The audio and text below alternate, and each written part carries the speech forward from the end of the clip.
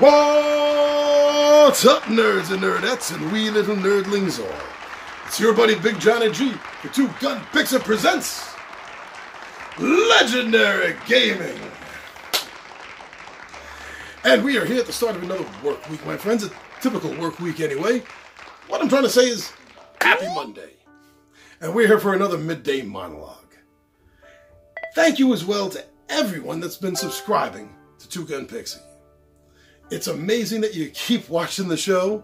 I mean, I don't want to... Thank you.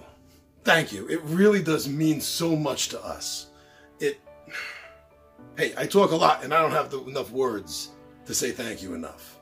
As well as to everyone that's been going over to see us what we're doing on Facebook and Instagram and Twitter. I don't know what to say. Because it's amazing. Just like, it's totally cool. Everyone that's been going over and checking us out on our Zazzle store. See what Two Gun Pixie has to offer there in their merch. Nerd-inspired and RPG-inspired designs on shirts and hats and mugs and steins, belt buckles, bumper stickers. Thank you for going and taking a look. It's really cool that you check it out. But everyone, I want to talk to you about the fact that there are so many different genres, themes that the board games fill. Some of them are overdone, overripe. Some of them haven't been touched enough. Some of them not at all. But I have a love for my childhood that I don't think that there is enough of. Now, a couple years ago I said there wasn't enough superhero board games. And look what happened. So hopefully if I kvetch about this a little bit, something will happen. But growing up as a kid, I absolutely loved Greek mythology. Hey! And I want to know, there's so many great stories that would make potentially amazing plot hooks for board games.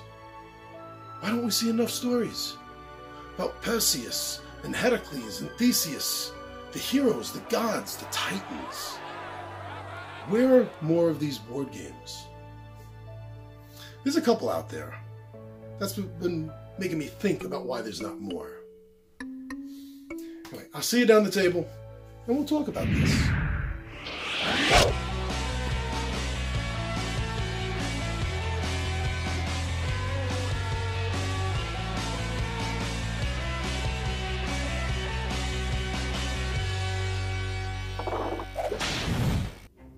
Olympian gaming. So, there's a few games out there about Greek mythology. One of my favorite two-player games is Agamemnon by Osprey Games. There's a few out there. There's an Argonauts-based game, as well as a Labors of Hercules game out there. Hellenica, the story of Greece, all of which we would love to showcase here, and we will at some point, hopefully. But compared to other styles of games, when you take in consideration, like I said, that you don't have to pay anyone for the rights to use these characters, these themes, these ideas, these stories.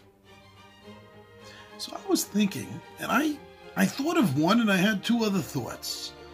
So I want to share them with you and see what you think of this. I'm not a game designer. Even I bring these ideas up a few times, but I'm not a game designer. I don't have the time to do that, actually, but I do get ideas, So I'm just curious to know what you all think about this. I'm thinking that one of the biggest stories that also gives a chance for multiple players, because so many of the Greek myths are practically solitary stories. They're about one hero and the journey to become that hero. And so there's not as many group stories. Other than the Argonauts, which I just mentioned, is already what looks to me like a good-looking game, an exciting, fun game. There's nothing about the Odyssey, really, that I found. There was one thing from about 5 years ago by Ares Games, the Odyssey Wrath of Poseidon. It was like a one versus all player game where one player plays Poseidon, who, as you know, is bested Odysseus ever since, well, for a few reasons, but really, especially since Odysseus slew his son, the Cyclops, or blinded his son, the Cyclops, what was his name? Polyphemus. And the other players are obviously Odysseus, or Ulysses, if you will, trying to outmaneuver Poseidon. It looks okay, but it's such a niche aspect of the Odyssey. I was thinking of something a little bit bigger, also multiplayer, also co-op, play 1 to 4, 1 to 5, however you want to manage it down, I guess. Time-wise, rule-wise, player downtime, things like that. You know, I want to mitigate how many players, but so I'm thinking that this has to be the journey itself. The journey itself. It started from the beginning, not like the poem where it starts with his the poem starts with his escape from Calypso, the nymph, who was infatuated by him, and then later in the poem he regales his story. But just do it in order. Just do it in order for the sake of the board game, for the simplicity of the tale itself. And they first encountered the land of the Lotus Eaters, the Cyclops, as I mentioned. There was Circe, the witch or goddess, the witch goddess. Sirens. Yeah, the sirens where he stuck the wax in his ears. Going down to Hades to speak to the prophet Tiresias or something like that. Scylla, the sea monster, they had to get by that. And then finally his imprisonment by the lovesick nymph Calypso. And when he finally escapes from there with I believe it was the help of the gods, I believe Zeus sent Hermes down to convince her to let him go. And then of course he gets home and finds all the suitors that want nothing more than his land through the marriage to his wife. And then, obviously, the slaying of his son so that their own progeny can then rule. So you would finish off with the fight of the suitors. I think that because of the number of events, that would also add sort of a time limit to the game. Counting the suitors at the end, there's like 8 encounters, I think. So make it like 9 or 10. Start the players off with a buffer, at least on normal mode, right? Hard mode would be just 8, I guess, or 7. But then during the course of the game, some rewards that you can get for accomplishing things would be to sort of set that game time or the round counter back. And I'm thinking, it doesn't need to be a miniatures game. Save the money, the production money. It doesn't need to be a miniatures game. I actually kind of see this as a sort of dice set collection game. A big dice game, a bunch of different dice, maybe just different color dice, or maybe dice with different symbols. That would actually probably work better. Representing the different crew members that you have and the amount of crew members that you have. And during the course of the game, missing encounters as you are messing up, as you are failing rolls, that would come out of your hand. It's representing the sailors on the ship that have perished. Ooh, I like that. And then each of the encounters would be sort of like an encounter card. And you have like 3 rounds or something to accumulate the right rolls and the right resources, or whatever is dictated on that encounter card that you're going to need to pass it. I think that could make an exciting game based on the Odyssey. Of course, you can do a full-blown miniatures war game. If they haven't already, I didn't look into this. If they haven't, somebody do this. It'll make money. A whole big miniatures campaign of the war in Troy. Actually, the same company should do both. 2 different style games, but one is a continuation of the other because they are 2 completely different stories. So that would make sense with different styles. Now, the other 2 things that I had quicker thoughts on was the story of the Minotaur, or Minotaur. And who was that? I think that was Theseus that ended up facing off with that creature. So this obviously screams a one-on-one. I mean, how could it not be? And I also think it should be hidden movement. I think the Minotaur And I'll probably keep saying Minotaur as well. I go back and forth.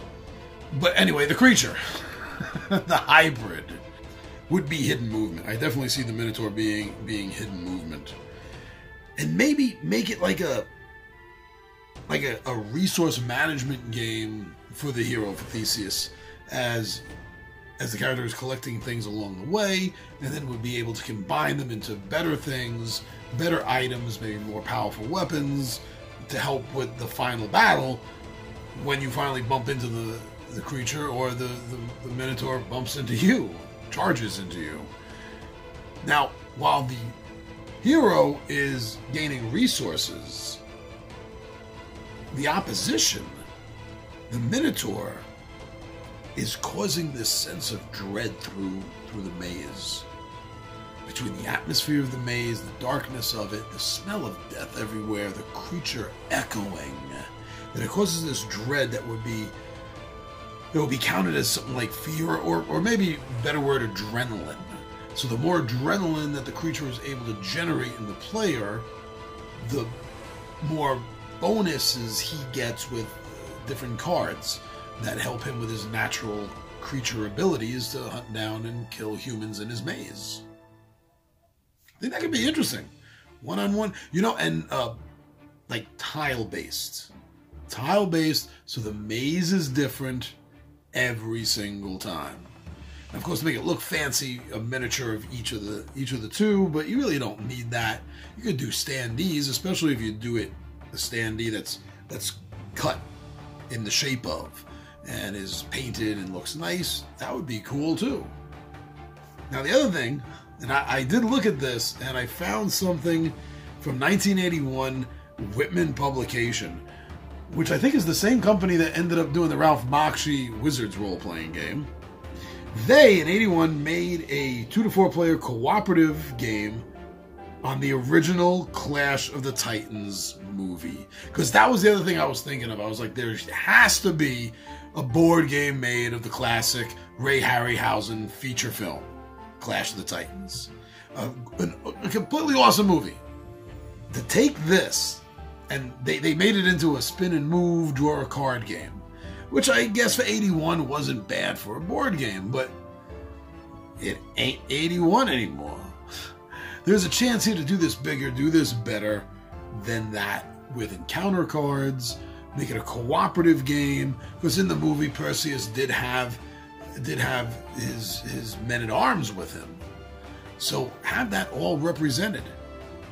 Do it a one versus all.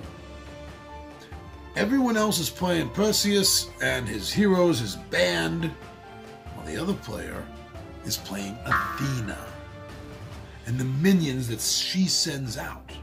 And she could maybe gain power through manipulation of the gods during their meetings, so to speak, when they're discussing things that are going on in the mortal world, things about Perseus, things about Calibos. And you'd be able to get Calibos and other creatures that would be acting like the earthbound minions of the player. That could be fun too. So we have I didn't even delve into how I think the Labors of Hercules should be laid out as a base game with maybe the first 3 and then expansions after that. There are so many we can get into, but we just don't have time. So my friends, what do you think of those ideas based around Greek mythologies? There's definitely room in the board game marketplace for that theme. And as I said, you don't gotta pay anyone to use Zeus or Hera or Athena or Perseus in any of your stories or your games. How would you do these games, and what myths would you like to see as a board game? Put the comment down below. This sounds exciting. Thank you for checking this out and hearing what my thoughts are, everyone. I'm your buddy Big John and G for Two Gun Pixie presents Legendary Gaming, and my friends, I am